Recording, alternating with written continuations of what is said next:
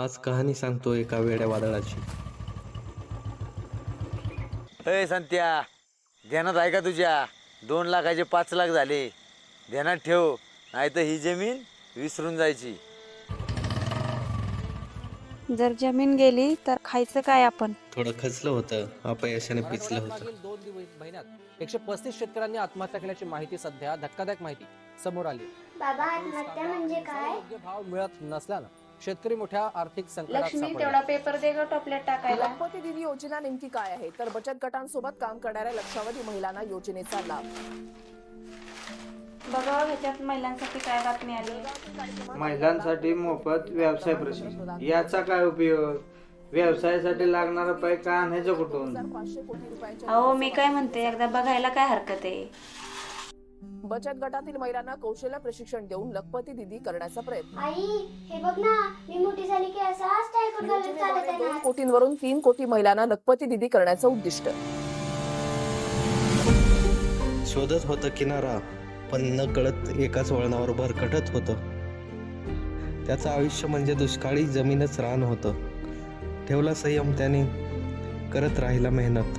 एक दिवस असा उजेडला, त्या दिवशी त्याच्या जीवनाचं सोनं झालं.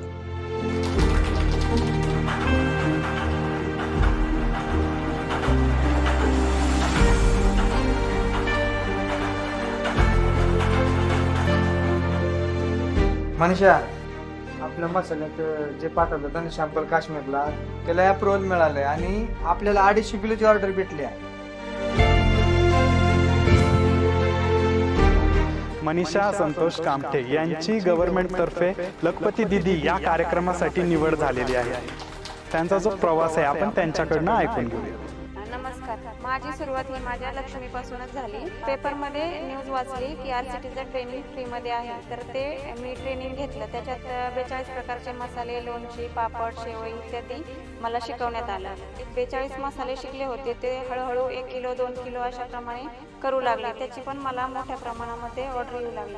मग भांडवल अपुरं पडत राहिलं, तर त्याच्यामध्ये मग उमेद अभियानतर्फे मला CIF निधी, बीज भांडवल कुठेही न जाता माझ्या घरपोच बँकेमध्ये मिळालं. माझ्या प्रोडक्टची क्वालिटी आणि ऑर्डर बघून मला पुरंदर तालुक्यातून लखपती दिदीमधून निवड झाली, तर माझा माननीय मोदी साहेबांच्या हस्ते सत्कार झाला. फार मोठं यश हे फार मोठ्या निराशेनंतर येते, म्हणून संयम ठेवून मेहनत करत राहा.